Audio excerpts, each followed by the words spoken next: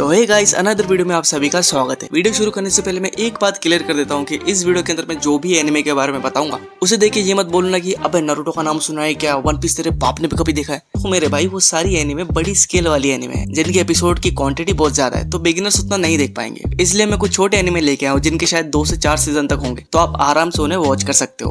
अब वीडियो शुरू करते हैं। नंबर 7, मैशल मैजिक मसल। जादूगरों की इस दुनिया में जहाँ जादू ही सब कुछ है, वहाँ एक ऐसा लड़का भी जिसे जादू बिल्कुल नहीं आता। लेकिन इंटरेस्टिंग चीज ये है कि बिना मैजिक के भी उसके अंदर इतनी स्ट्रेंथ और पावर है कि अच्छे लोग देख के चौंक जाते हैं। तो स्टोरी कुछ ऐसी है कि हार्वर्ड से मिलता जुलता एक स्कूल है जहाँ डंबलडोर का एक डॉपलगैंगर भी है। मजाक था भाई, इन दोनों का एक दूसरे से कोई कनेक्शन नहीं है, बस ऐसे बोल दिया। और स्कूल के जितने भी बच्चे हैं ऑब्वियसली वो सब भी एक जादूगर है। इस वर्ल्ड में जादूगरों को पहचानने का एक तरीका है कि उनके चेहरे पे मार्क बने हुए हैं, जो जितना ज्यादा पावरफुल उतने ज्यादा मार्क।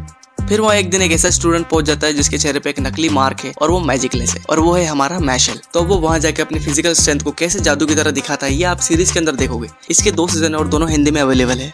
Number 6, doctor stone. एक साइंस फिक्शन एडवेंचर एनिमे जो आपको बहुत पसंद आएगी। नॉर्मली चलने वाली इस दुनिया में एक दिन अचानक से एक रेडिएशन फैलता है, जितने भी अलाइव चीजें हैं वो सब पत्थर के बन जाते हैं। और उसके बाद कहानी हमें कुछ 3700 साल बाद की दिखाते हैं, जहाँ हर शहर हर देश जंगल बन चुका है। इस सीरीज के अंदर एक कैरेक्टर जो इतना ब्रिलियंट है कि वो पत्थर बनने के बावजूद भी दिन और साल गिनते रहता है, और जब वो पत्थर से बाहर निकलता है तब वो डिसाइड करता है कि वो फिर से पहले जैसे टेक्नोलॉजी मशीनी दुनिया बनाएगा, क्योंकि वो एक साइंस का स्टूडेंट और काफी स्मार्ट भी। तो अब वो बाकी लोगों को पत्थर से कैसे निकालता है और अपने साइंस वर्ल्ड को कैसे क्रिएट करता है वो आप सीरीज देख के जानो। इस सीरीज के 4 सीजन है with Hindi dub. Number 5, Re:Zero starting life with another world. एक फैंटेसी एडवेंचर एनिमे जो बड़ी कमाल की है। एक लड़का जो पता नहीं कैसे एक पैरेलल वर्ल्ड में चला जाता है जहाँ किंगडम्स होते थे, राजा महाराजाओं का वक्त। और उससे भी इंटरेस्टिंग चीज ये है कि वो लड़का वहाँ जाके एक टाइम लूप में फंस जाता है। मतलब वो जब भी मरता है तो वापस वही से शुरुआत होती है जहाँ से वो उस पैरेलल वर्ल्ड में घुसा था। लेकिन हर बार उसी जगह शुरुआत नहीं होती। जब वो किसी मुसीबत का सामना करता है और उसे जीत जाता है तो फिर अगले पड़ाव से शुरुआत होती है जब भी वो मरता है। ये सब सुनने में काफी कॉम्प्लिकेटेड है, लेकिन जब आप देखोगे तो आपको मजा आ जाएगा। इस एनिमे के 3 सीजन है विद हिंदी डब।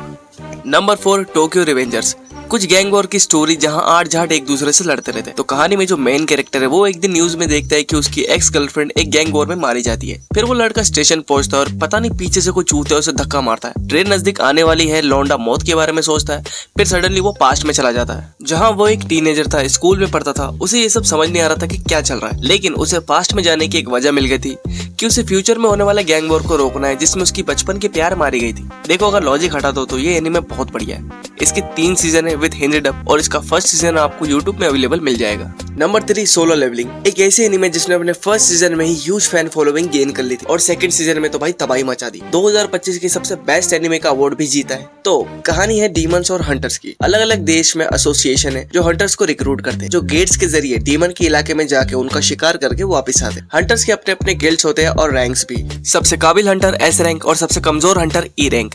तो इस एनिमे के अंदर जो मेन कैरेक्टर है वो एक E रैंक हंटर होता है। फिर एक इंसिडेंट में उसे एक ऐसी पावर मिलती है जिससे वो अपनी स्ट्रेंथ, अपनी एबिलिटीज को धीरे धीरे लेवल अप कर सकता है, जिसके जरिए वो आगे जाके एक पावरफुल और खतरनाक हंटर बन जाता है। इसके 2 सीजन है और दोनों हिंदी में अवेलेबल है। Number 2, demon slayer. Best graphic और विजुअल के साथ इस एनिमे को बनाया गया है। जब आप इसे देखोगे तो यकीन नहीं करोगे कि कोई एनिमे इतना रियलिस्टिक हो सकता है। सिर्फ ग्राफिक्स से नहीं, इसकी स्टोरी भी दमदार है। इसमें भी डीमंस वाला कॉन्सेप्ट है, लेकिन ये डीमंस काफी अलग और डेडली किस्म के हैं। और इन डीमंस को जो खत्म करते हैं उन्हें बोलते हैं डीमन स्लेयर्स। और इन स्लेयर्स में जो पावर्स होती है वो ब्रीथिंग स्टाइल्स होती है, जैसे water breathing, fire breathing, wind breathing और थंडर ब्रीथिंग, और भी कई सारे ब्रीथिंग स्टाइल्स है। तो तांजीरो नाम का कैरेक्टर जो अपनी फैमिली के साथ बड़ा खुश है, एक रात को एक डीमन आता है और उसकी सारी फैमिली को मार डालता है। उसकी बहन बच जाती है, तो वो अपनी बहन को लेके सर्वाइव करता है और एक दिन एक हाशिरा से उसकी मुलाकात होती है और तांजीरो भी एक डीमन स्लेयर बनने का फैसला करता है ताकि वो खुद को, अपनी बहन को और बाकी सबको प्रोटेक्ट कर सके।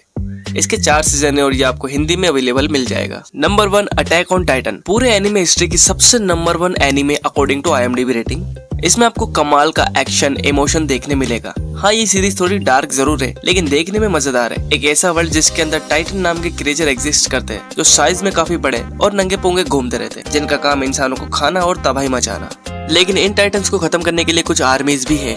तो एरन येगर जो इस कहानी में मेन कैरेक्टर है, उसकी फैमिली को एक टाइटन मार डालता है। उसके बाद वो और मिकासा सर्वाइव करते करते एक आर्मी फोर्स ज्वाइन कर लेते हैं। और हाँ, एरन भी एक टाइटन बन सकता है। बस अब और नहीं, अब सीधा जाके ये सारी सीरीज देखो और कभी टाइम मिले तो कमेंट में बताना कैसी लगी। इसके टोटल 4 सीजन है विद हिंदी डब।